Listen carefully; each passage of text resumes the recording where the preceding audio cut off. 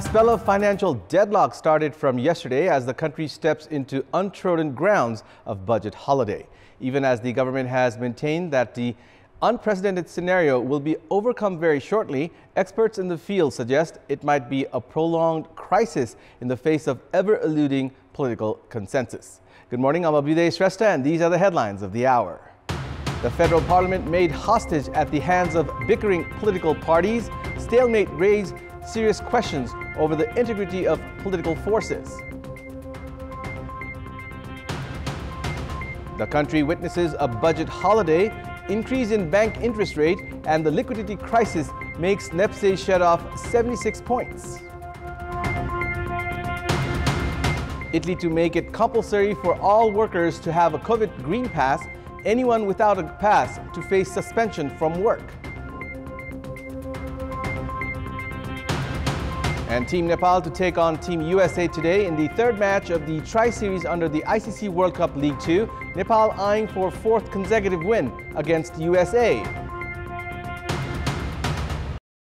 At a time when the Parliament was supposed to focus on its business to ratify bills that are largely related to the general public, it has been pegged by inter-party disputes. On top of that, there are 55 bills still under consideration in the federal parliament at the moment, which will affect in formulating laws amid amplifying disputes among political parties. We have more in this report. Issues of citizenship and recruitment and adjustment of employees have not been addressed as bills related to citizenship and civil servant acts are still stranded in the parliament for over 2 years now. Fate of 44 bills in the House of Representatives and 11 bills in the National Assembly has become uncertain amid heightening political disputes. The erstwhile government, led by KP Sharma Oli, had even attempted to shorten the tenure of House of Representatives, dissolving the lower house twice. However, political parties have been engaged in vested political interest affecting overall legislative process, even as the Supreme Court reinstated the lower house on 2 occasions. The incumbent government, led by Sher Bahadur Deuba, had assured to protect dignity of parliament system while assuming the office 2 months ago. However, the main opposition has been obstructing the current session of the federal parliament and reiterating to continue the protest until its demands are fulfilled, while the case filed by CPN-UML is still under consideration at the Apex Court. Meanwhile, the country is witnessing a budget deadlock for the first time in 70-year budget history due to dispute between the ruling and the main opposition. Political analysts say that neither faction is serious regarding the ongoing stalemate, raising questions over the role of political parties in safeguarding the parliamentary system. The government has been witnessing a budget holiday from yesterday as it will not be able to mobilize the expenditure budget after the lower house failed to endorse the replacement budget on Tuesday. The 60-day deadline to endorse the budget bill replacing the budget ordinance came to an end on Wednesday. Constitutionally, any ordinance tabled at the Parliament is required to be ratified within 60 days. The emerging scenario has not made any significant impact so far. However, the government will not be able to mobilize the budget in case of urgency. Meanwhile, experts opine it will make a long-term impact if the current financial deadlock will not end in the next few days. According to officials, the Finance Ministry released a budget of 14.87 billion rupees on Wednesday from the state coffer, a day after releasing 670 million rupees on Tuesday. Meanwhile, the Office of the Auditor General has informed that the government released a total of 164.8 million rupees on Wednesday for development projects. However, the expenditure for this sector has been suspended from yesterday. Meanwhile, the financial deadlock will not make any impact in the salary distribution of civil servants as the government has already released salary for this month.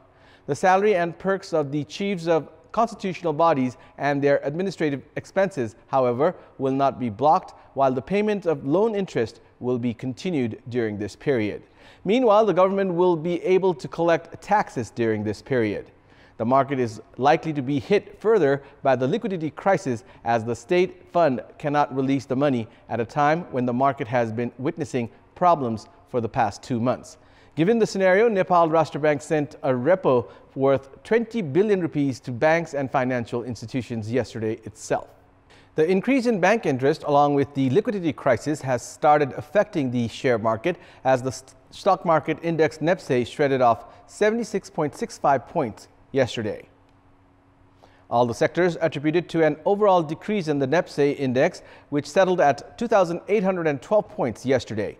The life insurance group incurred a maximum 552-point loss, followed by non-life insurance group, which lost 283 points. The sensitive index also went down by 12.73 points. Almost 16.4 million units of shares of 229 companies were traded for just over 9.03 billion rupees. The share price of Manakamana Smart Microfinance, Nepal Life and Citizens Bank increased yesterday, while Corporate Development Bank, Sri Investment and ICFC Finance incurred the maximum loss. Arun Valley, Riddhi Hydropower and Api Hydropower were the top three companies in terms of highest transaction. Share analysts have termed the decline in the share market as market correction. In our Public Voice segment, we had asked the people in all the 7 provinces what is their suggestion to the government that has failed to provide chemical fertilizers to the farmers. Let's take a look at what they had to say.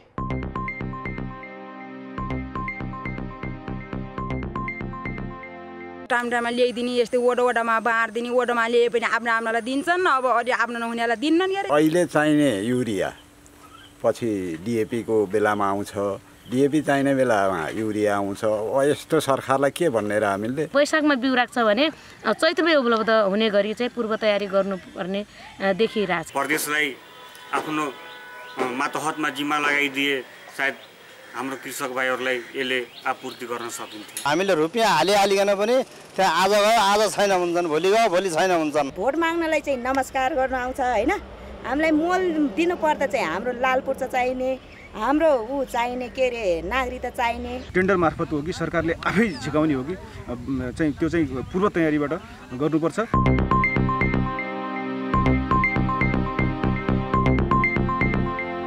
And it's time now for our segment Public Pulse, where you text us with your opinion.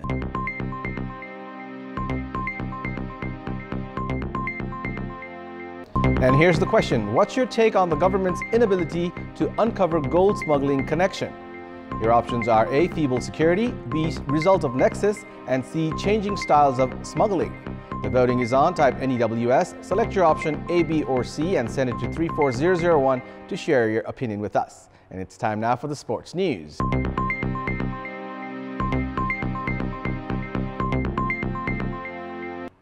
Team Nepal are taking on Team USA in the ongoing Tri-Series under the ICC World Cup League 2 this afternoon. This is Nepal's second encounter against America in the Tri-Series being played in Oman. We have more in this report. The match at Oman's Al Emirates Stadium is scheduled for 4:15 p.m. kickoff Nepal time on Friday. Nepal defeated America by 5 wickets in the inaugural match of the series, however went down to host Oman by the same margin. Nepal had put up an all-round performance against America in the course of their 5-wicket victory. However, Nepal proved no match to the formidable Omani side.